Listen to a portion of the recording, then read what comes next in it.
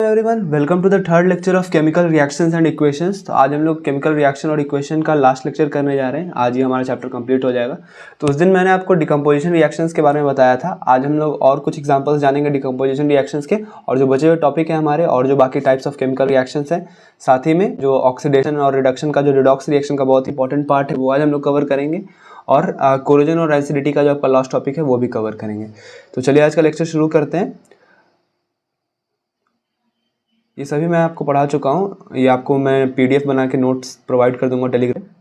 तो मैंने उस दिन आपको डिकम्पोजिशन रिएक्शंस के बारे में बताया था, और मैंने आपको बताया था कि डिकम्पोजिशन रिएक्शंस 3 टाइप के होते हैं, और हम लोग उन्हें किन किन अलग अलग भागों में बांटते हैं, किस बेसिस पे बांटते हैं। कि डिकम्पोजिशन रिएक्शन सबसे पहले मैंने आपको उस दिन बता चुका हूँ कि ये वो एक एंडोथर्मिक रिएक्शन होता है। डिकम्पोजिशन रिएक्शन एक एंडोथर्मिक रिएक्शन है। एंडोथर्मिक रिएक्शन होने का क्या मतलब है कि उसे एनर्जी की जरूरत पड़ती है, यानी जो रिएक्टेंट्स हैं वो एनर्जी लेके कुछ प्रोडक्ट्स में टूट जाते हैं। तो वो एनर्जी अलग अलग तरह की होती है, आप जानते हो, heat energy, light energy, electrical energy. तो जिस तरह का भी एनर्जी का जरूरत पड़ रहा है उस एनर्जी के बेसिस पे हम लोग उन्हें 3 अलग अलग भागों में बांटते हैं। अगर उस रिएक्शन को हीट एनर्जी की जरूरत है, यानी अगर जो रिएक्टेंट्स हैं वो गर्म करने पर प्रोडक्ट्स में टूट रहे हैं, तब उस तरह के डिकम्पोजिशन रिएक्शन को हम लोग थर्मल डिकम्पोजिशन रिएक्शन बोलते हैं। अगर वो लाइट एनर्जी लेके देन अगर कुछ रिएक्टेंट्स प्रोडक्ट्स में टूट रहे हैं, लाइट एनर्जी लेके अगर प्रोडक्ट्स में टूट रहे हैं, जैसे कि मैंने आपको सिल्वर क्लोराइड और सिल्वर ब्रोमाइड का एग्जांपल बताया था, तो उस तरह के रिएक्शन को हम लोग फोटोलिटिक डिकम्पोजिशन रिएक्शन बोलते हैं। और इलेक्ट्रोलिसिस का एग्जांपल तो आपको सबको पता है कि जब वाटर में अगर हम इलेक्ट्रिक करंट पास करा रहे हैं, देन वहाँ पर क्या हो रहा है, वाटर हाइड्रोजन और ऑक्सीजन जो जिन गैसेस से वो मिलकर बना है उन गैसेस में वापस से टूट जा रहा है। तो इस तरह के रिएक्शन को जहाँ पर इलेक्ट्रिकल एनर्जी की जरूरत पड़ रही है डिकम्पोजिशन के लिए, उस तरह के रिएक्शन को हम लोग इलेक्ट्रोलिटिक डिकम्पोजिशन रिएक्शन बोलते हैं। मैंने एग्जांपल भी कराया था आपको फेरस सल्फेट का, जो हीट करने पर किस तरह से फेरिक ऑक्साइड और सल्फर डाइऑक्साइड और सल्फर ट्राइऑक्साइड गैसेस में ब्रेकडाउन हो रहा है। साथ ही में जो मैंने फोटोलिटिक डिकम्पोजिशन की बात की थी, तो मैंने आपको बताया था कि सिल्वर क्लोराइड का जो व्हाइट कलर का है उसको अगर आप सनलाइट में कुछ देर के लिए छोड़ दोगे तो क्या होगा, वो जो व्हाइट कलर का पाउडर है वो ग्रेइश पाउडर में चेंज हो जाएगा। ऐसा इसलिए होगा क्योंकि जो AgCl है, जो सिल्वर क्लोराइड है, वो वापस से टूट जाएगा सिल्वर और क्लोराइड गैस में। तो क्लोरीन गैस है इसलिए वो उड़ जाएगी और वहाँ बच जाएगा सिल्वर, जिसका कलर ग्रे होता है। और ये जो सिल्वर ब्रोमाइड का रिएक्शन है, माफ करना मैंने उस दिन यहाँ पे Ag+Br लिखा था, यहाँ Br2 होगा, क्योंकि क्लोरीन और ब्रोमीन और ऑक्सीजन जो भी तरह के गैसेस है वो नेचर में फ्री स्टेट में मौजूद नहीं होते, यानी वहाँ पर आपको जो है वो कंबाइंड स्टेट में पाए जाएंगे। जैसे Cl वो Cl2 के रूप में पाया जाएगा, Br वो Br2 के रूप में पाया जाता है, यानी वो उनका एक मॉलिक्यूल एग्जिस्ट करता है, सिंगल एटम जो है वो एग्जिस्ट नहीं करता है। यानी मैंने उस दिन आपको फिर से बताया था कि जब भी आपसे कोई ऑक्सीजन गैस का फॉर्मूला पूछे, नाइट्रोजन गैस का फॉर्मूला पूछे, क्लोरीन गैस का फॉर्मूला पूछे या फिर ब्रोमीन गैस का फॉर्मूला पूछे, इन सभी गैसेस का फॉर्मूला हमेशा उनके आगे 2 आएगा, जैसे O2, N2, Cl2, Br2। और ये जो सिल्वर ब्रोमाइड का रिएक्शन है ये काफ़ी इंपॉर्टेंट रिएक्शन है, क्योंकि इसे ब्लैक एंड व्हाइट फोटोग्राफी में भी यूज़ करते हैं हम लोग। सिल्वर ब्रोमाइड का जो रिएक्शन है ये ब्रेकडाउन होने का, इसे हम लोग ब्लैक एंड व्हाइट फोटोग्राफी में यूज़ करते हैं।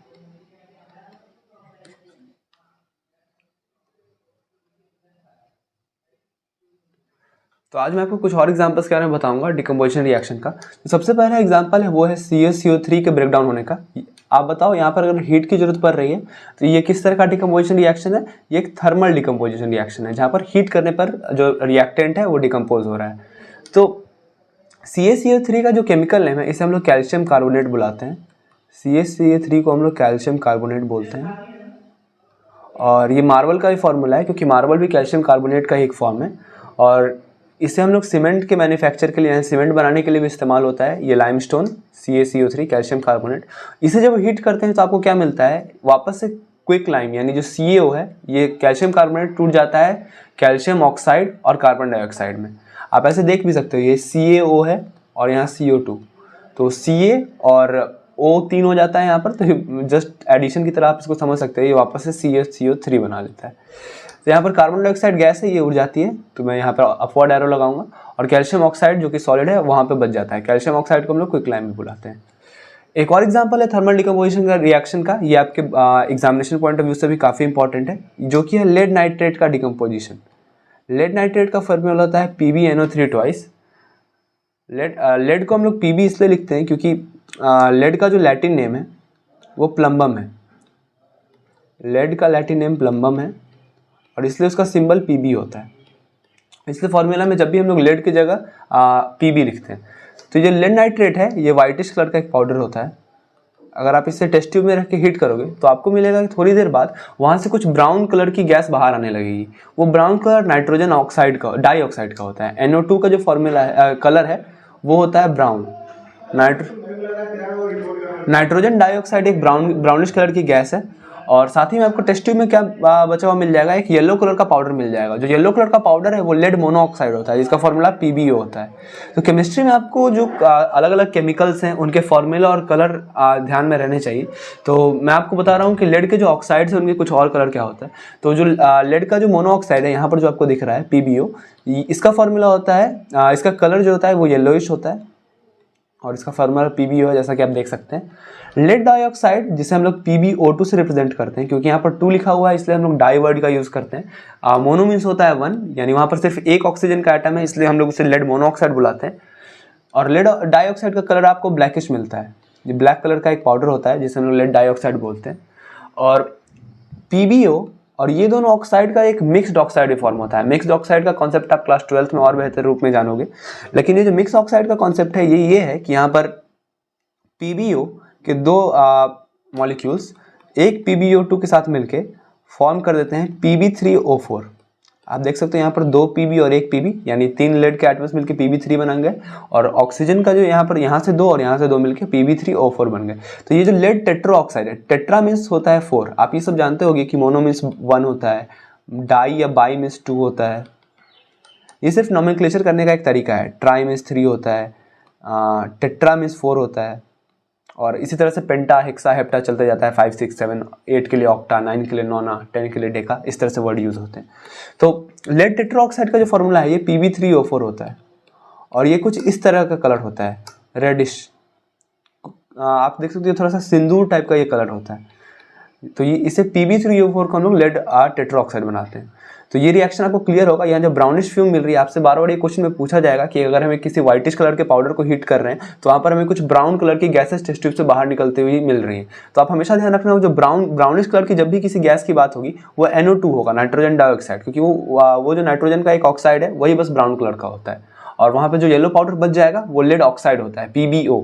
ध्यान रखना, PbO2 नहीं, PbO। PbO का कलर, लेड मोनोऑक्साइड का कलर येलो होता है और लेड डाइऑक्साइड PbO2 का कलर ब्लैक होता है। तो डिकम्पोजिशन रिएक्शन में बस इतना ही। अब हम लोग मूव ऑन करेंगे डिस्प्लेसमेंट रिएक्शन के लिए। तो ये डिस्प्लेसमेंट रिएक्शन ये काफ़ी इंटरेस्टिंग रिएक्शन है। यहाँ पर आप देख सकते हो, मैं आपको यहाँ से स्टार्ट नहीं करता डायरेक्ट डेफिनेशन से, मैं आपको पहले दिखाना चाहूँगा कुछ इमेजेस। तो आपको यहाँ पर 2 अलग अलग केमिकल्स दिख रहे होंगे। मैंने आपको पिछले लेक्चर में बताया है कलर के बेसिस पे किस तरह से आइडेंटिफाई करना है केमिकल्स को। इन दोनों केमिकल्स के बारे में मैंने आपको खास तौर से बताया। तो आप पॉज करके कमेंट्स में ज़रूर लिखना कि ये जो ब्लू कलर का केमिकल है वो कौन सा है और ग्रीन कलर का केमिकल है वो कौन सा है। तो ये जो ब्लू कलर का जो कंपाउंड है जो आपको लेफ्ट साइड वाले बीकर में दिख रहा है वो कॉपर सल्फेट है।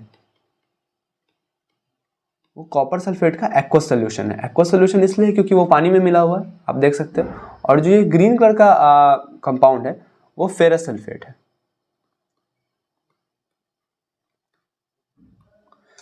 फेरस सल्फेट यानी ग्रीन विट्रियोल हरा ठोटा, कॉपर सल्फेट ब्लू विट्रियोल नीला ठोटा। तो ये कॉपर सल्फेट है, ये ब्लूइश कलर का होता है और फेरस सल्फेट ग्रीनिश कलर का होता है। तो एक आप एक्टिविटी करो, कॉपर सल्फेट में अगर आप एक आयरन की नेल डालते हो, आप क्या करो, कॉपर सल्फेट लो एक बीकर में, एक बीकर में मान लो आपके पास कॉपर सल्फेट भरा हुआ है और इसमें अगर आप एक आयरन की नेल डालते हो, यहाँ पे आप देख सकते हो, तो आप कुछ देर में ऑब्जर्व करोगे कि वो जो ब्लू कलर का केमिकल है वो ग्रीन कलर में चेंज हो गया है।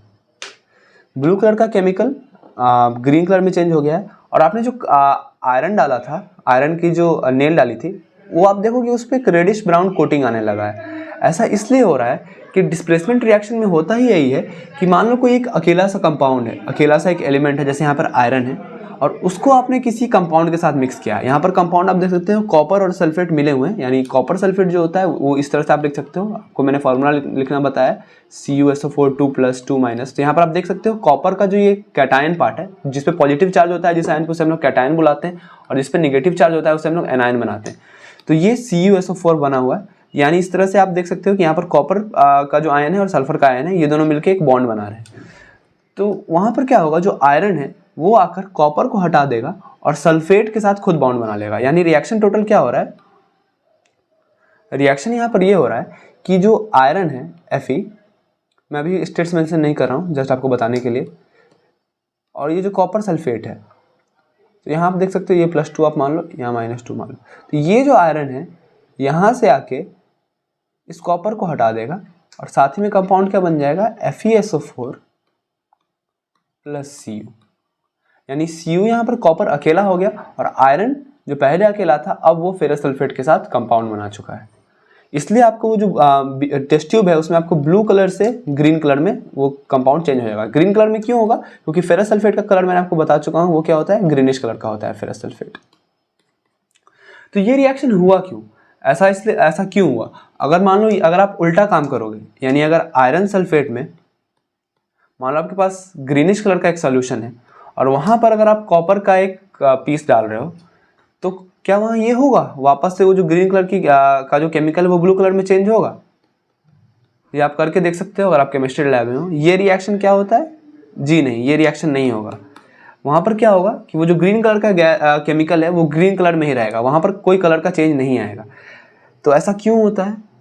तो सिंपल सी भाषा में आप ये सुनो कि जो एलिमेंट या फिर जो भी कंपाउंड ज़्यादा रिएक्टिव है, यहाँ पर आयरन जो है वो कॉपर से ज़्यादा रिएक्टिव है, यानी उससे रिएक्ट करने की क्षमता ज़्यादा है, तो वो कॉपर को उसके कंपाउंड से डिस्प्लेस कर देगा। डिस्प्लेस मीन्स होता है हटाना। इसलिए जो आयरन क्योंकि ज़्यादा रिएक्टिव है वो कॉपर को कॉपर सल्फेट सोल्यूशन से डिस्प्लेस करके आयरन सल्फेट बना लेता है। इसलिए ये जो इस रिएक्शन है, इस तरह के रिएक्शन को हम लोग डिस्प्लेसमेंट रिएक्शन बोलते हो। आप इस फोटो से देख सकते हो, ये जो छोटा सा इमेज है, ये जो छोटा सा इलस्ट्रेशन है, इसमें आपको क्लियर दिख रहा होगा कि यहाँ पर जो पर्पल और ग्रीन कलर की जो दो मॉलिक्यूल्स हैं ये आपस में कंपाउंड फॉर्म किए हुए हैं, और ये येलो कलर का अकेला एलिमेंट आके अब क्या कर रहा है, इस कंपाउंड को बीच से तोड़ के खुद पर्पल कलर के साथ कंपाउंड बना ले रहा है और ग्रीन वाले को अकेला कर दे रहा है।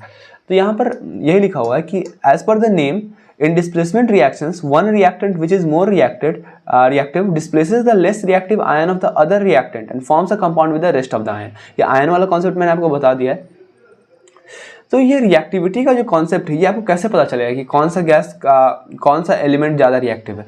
तो इसके लिए आपको मैं एक डायग्राम शो करता हूँ।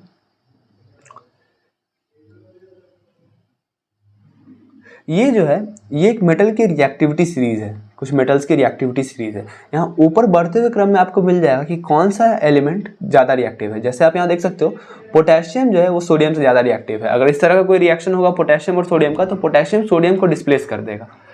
फिर लिथियम बेरियम से ज़्यादा रिएक्टिव है, यानी अगर आप नीचे की तरफ जाते जाओगे उस तो रिएक्टिविटी घटते जाएगी।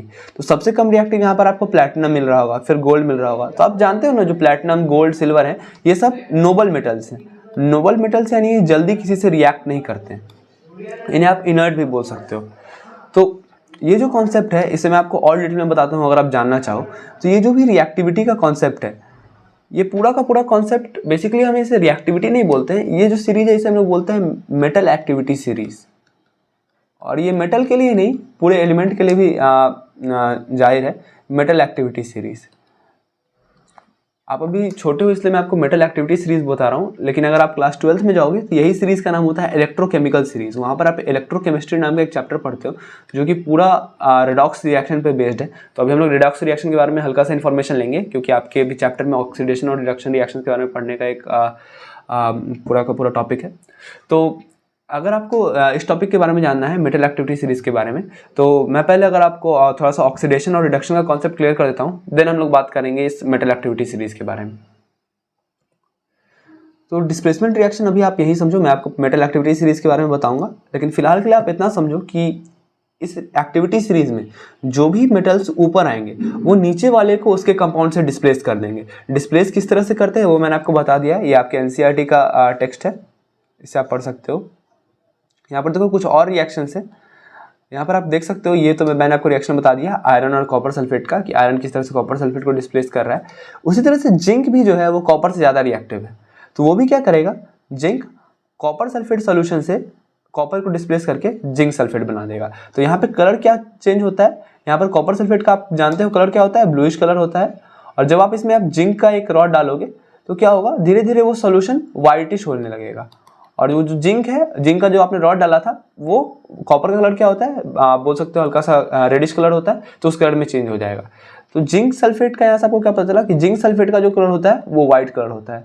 तो मैं आपको कलर बताते जा रहा हूँ, ये आप ध्यान में रखते जाना है। जैसे मैंने आपको बताया आयरन सल्फेट ग्रीन कलर का होता है। आयरन सल्फेट का जो सॉल्यूशन है एनहाइड्रस आयरन सल्फेट यानी जिसमें सिर्फ FeSO4 है वो व्हाइट होता है, लेकिन उसमें जब उसके साथ वाटर मिल जाता है यानी उसमें जो वाटर ऑफ क्रिस्टलाइजेशन ऐड हो जाते हैं FeSO4.7H2O बुलाते हैं हम लोग, तो वो ग्रीनिश होता है। इसी तरह से कॉपर सल्फेट, यहाँ मेरे पास एक इमेज भी है इसके रिलेटेड, मैं आपको दिखा देता हूँ। हाँ, तो यहाँ आप देख सकते हो कॉपर सल्फेट के साथ जब वाटर ऐड है, आप देख सकते हो उसके आगे लिखा होगा CuSO4.5H2O, तो वो ब्लूइश कलर का होता है। और जब आप उसको हीट करके उसमें से वाटर निकाल लेते हो तो वो उसमें अब कोई वाटर नहीं बचा, यहाँ पे कोई H2O का मॉलिक्यूल नहीं है, तो वो CuSO4 जहाँ पे वाटर नहीं है इसलिए उसे हम लोग एनहाइड्रस बुलाते हैं, तो वो व्हाइट कलर का होता है। और यहाँ आप देख सकते हो वाटर अलग हो गया। ये ग्रीन कलर का फेरस सल्फेट के क्रिस्टल्स हैं जिसमें वाटर एडेड है .7H2O। जब आप इसको हीट करोगे तो सबसे पहले वाटर निकल जाएगा और वो व्हाइटिश कलर का हो जाएगा। ये मैं आपको बार बार इसलिए बता रहा हूँ ताकि आपको ध्यान में रहे ये सारी बातें। तो अब हम लोग बात कर रहे हैं लास्ट टॉपिक के बारे में। उससे पहले एक और रिएक्शन आप देख लो। ये जो लेड है, लेड भी अगर आप कॉपर क्लोराइड के साथ रिएक्ट कराओगे तो यहाँ पे लेड कॉपर को डिस्प्लेस कर देगा और खुद लेड क्लोराइड फॉर्म करके कॉपर को अकेला कर देगा। यानी यहाँ से आपको क्या मिल रहा है कि जो लेड है वो भी कॉपर से ज़्यादा रिएक्टिव है। यानी जो मेटल की एक्टिविटी सीरीज है वहाँ पर लेड कॉपर से ऊपर आता है। आप देख सकते हो यहाँ पर देखो आपको लेड मिल जाएगा, लेड कॉपर से ऊपर है। आपको मैंने जिंक के बारे में भी बताया, आप जिंक भी देखो कॉपर से ऊपर है और आयरन भी कॉपर से ऊपर है। हाँ, एक और इंटरेस्टिंग बात आप यहाँ जानो, जिंक आयरन से भी ऊपर है। यानी अगर आप आयरन सल्फेट में FeSO4 जो कि ग्रीन कलर का है उसमें अगर जिंक की रॉड डालोगे तो वहाँ भी आपको डिस्प्लेसमेंट मिल जाएगा। यानी वो जो ग्रीन कलर है वापस से व्हाइट कलर में चेंज हो जाएगा, यानी ZnSO4 जिंक सल्फेट फॉर्म हो जाएगा और आयरन अकेला बच जाएगा। यानी जिंक कॉपर से भी, आयरन से भी, लेड से भी, तीनों से ज़्यादा रिएक्टिव है, इसलिए मेटल एक्टिविटी सीरीज में ऊपर आ रहा है। ये मेटल एक्टिविटी सीरीज किस तरह से डिफाइन होती है मैं ये बात आपको इस लेक्चर में जरूर बताऊंगा, भले ही आपके आगे की क्लास का है, लेकिन जस्ट आपके क्यूरियोसिटी के लिए मैं आपको बताऊंगा इस लेक्चर में। अगला जो टॉपिक है हमारा, जो लास्ट टाइप है डिस्प्लेसमेंट रिएक्शंस का, वो है डबल डिस्प्लेसमेंट रिएक्शन। तो डबल डिस्प्लेसमेंट रिएक्शन कुछ नहीं है, बेसिकली वो आयंस का एक्सचेंज है। तो आप सबसे पहले ये बात जानो कि जब भी हम लोग कोई कंपाउंड लिखते हैं, कोई आयनिक कंपाउंड लिखते हैं, जैसे मैंने आपको बताया NaCl आयनिक कंपाउंड, यानी जिस तरह अभी आपने बचपन से जब तक पढ़ा है Na+Cl- जो क्रिस क्रॉस तरीके से आप लोग एलिमेंट्स देखते हो, MgO, यहाँ पर आपने फिर +2 -2 किया, जिस पर आपको बेसिकली चार्जेस मिल जाते हैं, उन्हें हम लोग आयंस कहते हैं। तो जब भी किसी आयनिक कंपाउंड को अगर आप पानी में डालते हो, यानी उसका अगर एक्वस सोल्यूशन बनाते हो, अगर आप NaCl को पानी में मिला रहे हो तो वो पानी में NaCl के फॉर्म में मौजूद नहीं होती, वो वापस से अपने आयंस में टूट जाती हैं। यानी यहाँ पर आपको Na+ के कुछ अलग साइन मिलेंगे, Cl- के आयंस कुछ अलग मिलेंगे, यानी इस तरह से आयंस में वो टूट जाते हैं। तो जब भी आप किसी भी आयनिक कंपाउंड को वाटर में डाल रहे हो तो उसका जब एक्वस सॉल्यूशन बन रहा है तो वहाँ पे आयंस अलग अलग हो जाते हैं। तो डबल डिस्प्लेसमेंट रिएक्शन में क्या होता है, यही आयंस का एक्सचेंज हो जाता है। तो मैं आपको एग्जांपल बताता हूँ। एक केमिकल है जिसे हम लोग बोलते हैं सोडियम सल्फेट Na2SO4। इसका फॉर्मूला आप खुद से लिखने का ट्राई करना। SO4 पे -2 चार्ज होता है इसलिए यहाँ पर 2 आ रहा है, Na पे 1 चार्ज होता है इसलिए SO4 पे 1 ही आ रहा है। जब आप इसको बेरियम क्लोराइड के साथ रिएक्ट कराओगे, BaCl के साथ, माफ करना BaCl2 होता है बेरियम क्लोराइड, तो यहाँ पर आपको क्या मिलेगा, आप देख सकते हो यहाँ पर अलग अलग तरह से किस तरह से कितने आयन्स हैं। Na+ का एक आयन है, SO4 2- का एक आयन है, बेरियम +2 का एक आयन है और Cl- का एक आयन है। यानी अगर आप एक बीकर अज्यूम करो तो इसमें आपको 4 आयन्स मिल रहे हैं, Na+ के आयन्स, Cl- के आयन्स, बेरियम +2 के आयन्स, बेरियम बड़ा होता है, इसका एटॉमिक नंबर 56 है इसलिए मैंने इसको सबसे बड़े रूप से बनाया, और SO4 2- का भी आयन, सल्फेट आयन।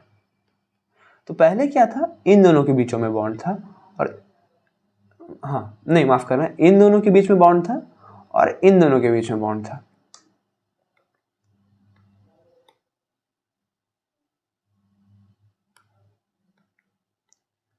पहले क्या था हमारे पास, Na2SO4 यानी सोडियम और सल्फेट के बीच में बॉन्ड था और बेरियम और क्लोरीन के बीच में बॉन्ड था। तो ये था हमारा सोडियम सल्फेट और ये था हमारा बेरियम क्लोराइड। अब क्या होगा, यहाँ पर आयंस का एक्सचेंज हो जाएगा, यानी सोडियम अब क्लोरीन के साथ बॉन्ड बना लेगा, यहाँ पर NaCl फॉर्म हो जाएगा और आपका जो बेरियम था वो अब सल्फेट के साथ बॉन्ड बना लेगा। यहाँ फॉर्म हो जाएगा BeSO4। BeSO4 इसलिए क्योंकि बेरियम पे +2 चार्ज है, सल्फर पे -2 चार्ज है। जब आप क्रिस क्रॉस करोगे तो आप यहाँ लिखोगे Ba2SO4 होल ट्वाइस, 2 कैंसिल हो जाएगा और बच जाएगा आपका BeSO4। तो यहाँ पर एक इंटरेस्टिंग बात ये है कि ये जो BeSO4 है, ये पहले एक्वस सॉल्यूशन में आपके जो भी दोनों ये सॉल्ट्स थे, ये दोनों आयंस का जब भी फॉर्मेशन, अगर आप इस तरह से आयनिक रिएक्शन लिखते हो तो वो हर कुछ कोई ना कोई सॉल्ट ही होता है। तो ये दोनों एक सॉल्ट थे। तो यहाँ पर अब क्या मिलेगा आपको, क्योंकि ये जब कैटायन और एनायनिक पार्ट है दोनों मिलकर एक सॉल्ट बनाते हैं अधिकतर केसेस में, क्योंकि यहाँ पर जब हम लोग बात कर रहे हैं ये एक मेटालिक बेसिक कंपाउंड है और ये एक एसिडिक कंपाउंड है। ये आप एसिड एंड बेसिस अगले चैप्टर में ज़्यादा डिटेल में जानोगे, मैं जस्ट आपके इन्फॉर्मेशन के लिए बता रहा हूँ। तो ये दोनों जब रिएक्ट करते हैं तो एक सॉल्ट बनता है। तो पहले क्या था, ये दोनों अलग अलग सॉल्ट्स वाटर में पूरी तरह से सॉल्यूबल थे, अच्छी तरह से मिक्स्ड थे।